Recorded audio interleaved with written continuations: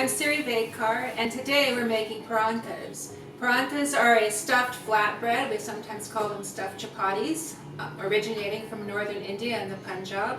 I learned to make paranthas from my spiritual teacher, Yogi, so I'll be sharing with you today some of the techniques that I learned from him.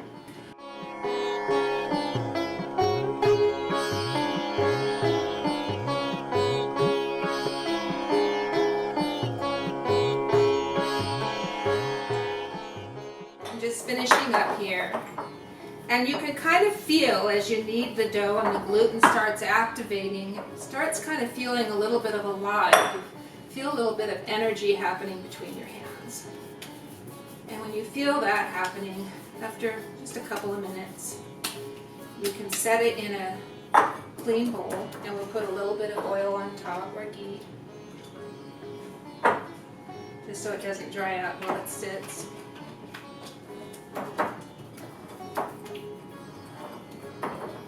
And it just needs to sit for a little bit. You let it rest for 4 or 5 minutes. And while the dough is resting, we're going to start making the stuffings.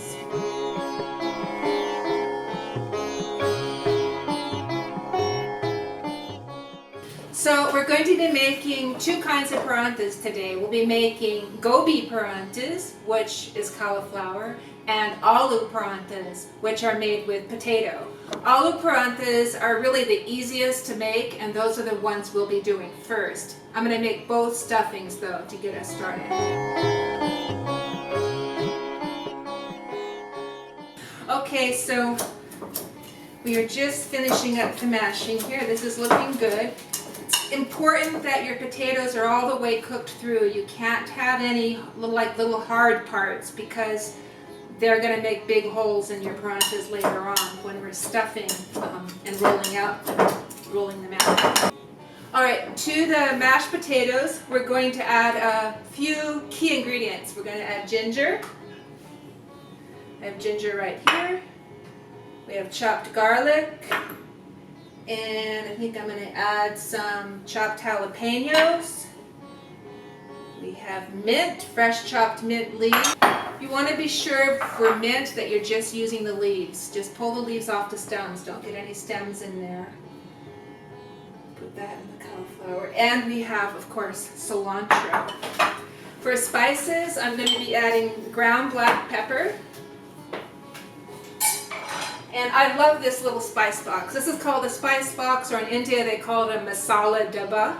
And you can see all of the spices that I need. I can just keep them handy, and there's a little cover so you can just keep it by the stove. In my spice box today I have black salt. I'm going to be adding black salt, and I think I will toss in some fresh ground coriander. Putting that in there. So first of all, and this is all really kind of taste, there's really not a right or wrong. You don't need to measure anything exactly, it's what you like. If you don't want it very hot, don't use jalapeños, use a bell pepper or an Anaheim pepper, or just leave it out. We're going to add the equivalent of, this was 1 jalapeno, I'm just going to toss the whole thing in there, live dangerously. Alright, so I've got my jalapenos in there, and I'm going to just add about half the ginger. So for this ginger, I had two pieces of ginger that would fit in my fist. So that's what's in here, and I'm going to put about half of it into here. So you can see, I'm going to call it a 1/4 cup, and you know what? I have a 1/4 cup measuring cup. I'm going to just show you how good I am. Is that a 1/4 cup or what? Okay, I'm adding a 1/4 cup I'm adding a 1/4 cup of ginger and about half of my garlic. This is about 1.5 bulbs of garlic, and I'm going to again add about half of that to here. So I got to save some to go with the other stuffing. And add my cilantro. This is 1 whole bunch of cilantro. We're probably not going to need all of it. And I'm going to put in, this is about 1/2 cup of loose packed cilantro. Oh, I wanted to add some mint too. So I'm going to add all of the mint. And That was, maybe a half cup loose pack. But again, there's no right or wrong. You will find what you like and what you don't like. Put in what you like. Don't put in what you don't like. Very simple. This is already looking so good. Okay. Spices. So black salt comes from India. It's not the same as Himalayan salt. It looks like Himalayan salt because it's kind of pink coloring, but it's very different, and it has a sulfurish taste to it that is just sweet. It's perfect with potatoes. I love black salt with just about anything potatoes. So you use it like regular salt. You're going to add it to taste, and for this amount of potatoes, this is probably close to a tablespoon of salt. I'm going to add some freshly ground black pepper. Oh, it smells so good. Can you smell it? Yeah. We have a few students here also learning how to make paranthas today. And it smells so good. And I'm going to throw in some freshly ground coriander. I did grind this before I came, but you can see I have it coarsely ground. When you buy your spices pre-ground, not only do the volatile oils in them dissipate and they lose their flavor and potency, but it's just not the same. And it's also, when something is coarsely ground, you get these little bursts of flavor that are so pleasing to the tongue. So I love to use freshly ground spices. And again, that's about a tablespoon or so in there. And I am going to take a little taste of this. It's actually, the potatoes are cooked. The other stuff is raw, but you can take a little taste. It'll already taste delicious. And just really for salt, I'm pretty confident the other seasonings are fine. Once I get it nice and mixed up. And now, like, I'm just seeing I've got a couple of pieces of potato that are a little bit firm. I'm just going to mash them down. And while I'm rolling out, if I come across like a lump, I'll just pull it out or squish it. But you cannot have big lumps that are hard. All right, so take my little taste.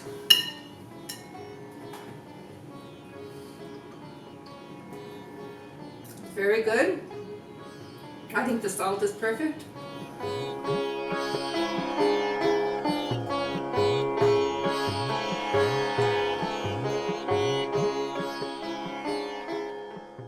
I have already grated a medium-sized cauliflower, and it is here in this bowl. I also sprinkled it with about 2 or 3 teaspoons of regular salt, and the reason we need to salt the cauliflower is to draw the water out. The cauliflower is much more juicy than potatoes, so if we don't draw that extra water out when we roll it out, they're just going to fall apart and be really messy. So it's really important with any vegetable, really besides potatoes, that you do salt it, you grate it, salt it, let it sit for at least 5 minutes or so, and then you're just going to squeeze the water out. You can squeeze it with your hand, and you'll see here, I'm going to squeeze, and can you see all that juice just coming out by squeezing with my hand? But it does take time if you're doing like a whole cauliflower or doing a lot.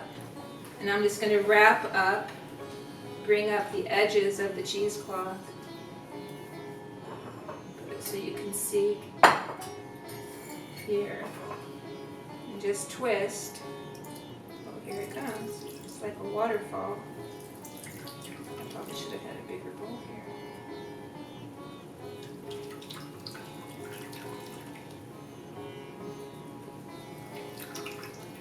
When it gets a little bit smaller, I'll just squeeze it with my hands. Now, I am just going to probably toss this. However, you can use this in a soup. You could make rice with it. It is going to be salty, so most of the salt is in this water. It's not in the cauliflower. Or if we hadn't made the dough already, I could use this as part of the water for making the dough, but it does have salt in it, so it's going to be adding salt to whatever it's used for. And you can see now it's a lot less, and it has still a very nice texture to it. And I am going to add now the rest of the ginger. So again, this is going to be another about a 1/4 cup of ginger. And I personally like things gingery and garlicky with lots of flavor. Ginger and garlic are also so good for you in terms of, garlic is a natural antibiotic. It's good for digestion. It's a good cleanser. Ginger also is very healing, and it's good in so many ways for your organs and your health and digestion. I mean, just like a million things. So I'm big on flavor and like to include a lot in there. So I'm going to put in the rest of the garlic. And I have chopped up a couple of sweet red chilies. So these aren't really hot. They have a little bit of a bite, but I thought it would just look pretty to have some red in there.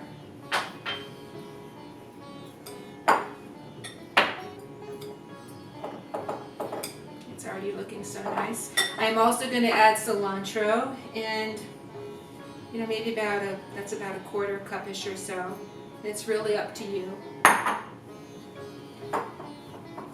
And although some of the things we're adding also are vegetables, if we were stuffing it only with chilies and only with ginger and only with garlic, we would salt those things too.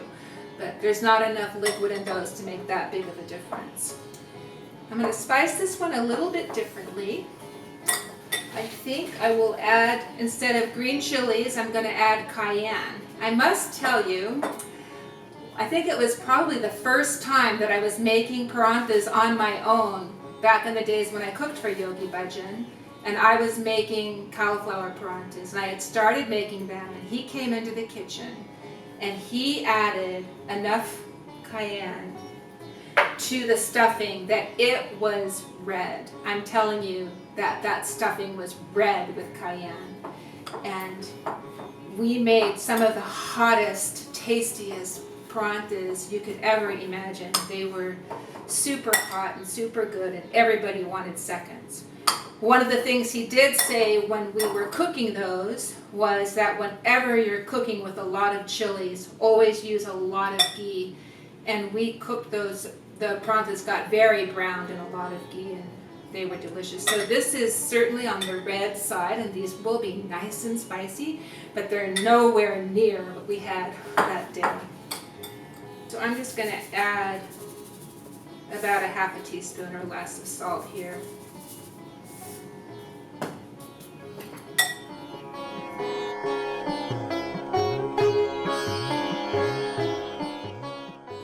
We're starting out now making our potato paranthas, our ALOO paranthas. ALOO is the easiest because it's like mashed potatoes. It holds together, and if you're rolling it out and make a hole, it's no big deal because it still cooks just fine. So we're going to start out with a ball of dough, maybe like a little bit bigger than a ping pong ball. This is maybe about 1.5 inches in diameter, something like that. I'm going to roll it into a little ball and then make it into a patty. It's a little bit sticky, and that's the way it should be. And I keep a shallow dish here with just more flour in it because we flour the dough. We don't flour the board. If we flour the board, it's just too much flour. It gets very messy, and it gets very also messy cooking in the pan when we start frying them. So ideally we're shooting for a circle that it tastes the same. Remember this, no matter what the shape is, it's still going to be great. The first time we roll the dough, we're just going to maybe, for this amount of dough, about maybe 4 or 5 inches in diameter. So, but you can see it's still kind of thick. It's maybe 1/8 of an inch or so thick. You don't want it too thick. It's actually easier to add lots of stuffing with a potato, and I do like a lot of stuffing in there. So this is probably a little bit bigger than the dough was. And we're going to pull now the edges of the dough up and around, and it's just enough to come up. See, you just kind of bring and pinch those ends together and seal it. So now it's like a little package. Dough package. I'm going to pat that again into a patty. And then when I did that, it opened up a little bit. We just pinched that closed, and it's fine. You get to be very intimate with your dough and be relaxed and cozy with it, no problem. And now I refloured it again. Remember, flour the dough, not the board. And we roll it out again. And ideally, you will have a board that does not slip around. Now, when you're rolling your parantha out, you have to don't press down too hard because you're going to make it stick to the board. You want to flip it over occasionally while you're cooking. You can sprinkle on a little bit more flour if you want. But remember, you're keeping flour to the minimum. And roll this out, shoot for a circle.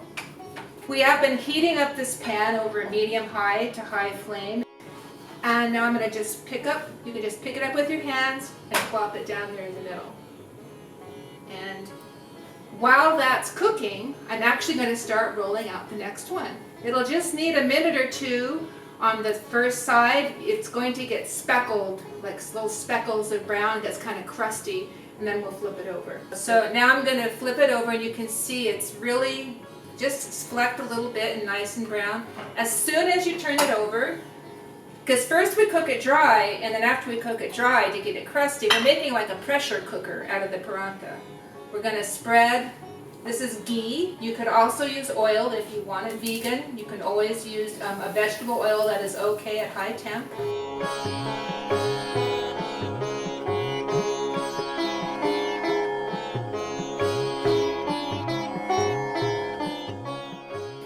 I'm spreading it around, but I'm not letting it get on the pan yet. But we get each side cooked a little crusty, and then when I flip it over and cook it in the oil, it's going to, like I said, be a pressure cooker. It'll puff up, hopefully, and everything gets cooked really well inside. So you can just go straight to the oil, but it's a different result. Okay, I flip over with my fingers, as you see, because it's actually safer. If you want to use a spatula, you may do that, but you must be very careful flipping it over because it will really tend to spatter. What you can do is use one hand to hold the spatula and the other one to ease it over. Now it's puffing up a little bit. It's looking good. So here you can see, it's cooking in the pan, and it's a little hard to do that here. Sometimes if you put pressure on the little holes, because I do have little holes here, that will help it to puff up a little bit. We're doing the cauliflower one now, and this is actually kind of an important detail, to have the center of the dough at this point a little thicker than the edges, because we're trying to prevent too much of, we don't want the stuffing to break through the dough. So now I'm taking closer to 1/4 cup. It's a little trickier.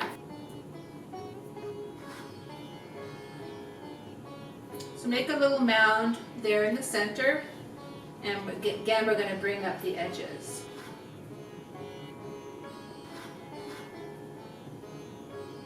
Bring up those edges and pinch it together. And here I have, because remember the potato one I had used a lot more stuffing, so I just had enough to cover it. In this case I have a little extra dough. I'm just going to pinch that off. I'll put it back in the bowl. It's still good. And now we have our little cauliflower package. We will also cook this the same way as for the potato paranthas. One way to patch small holes with a moist filling is to sprinkle the holes with flour and then go over it with your rolling pin a few more times. For larger holes, take a small piece of dough and stretch it to cover the spot. Add a small sprinkle of flour and roll over it a few more times with the rolling pin.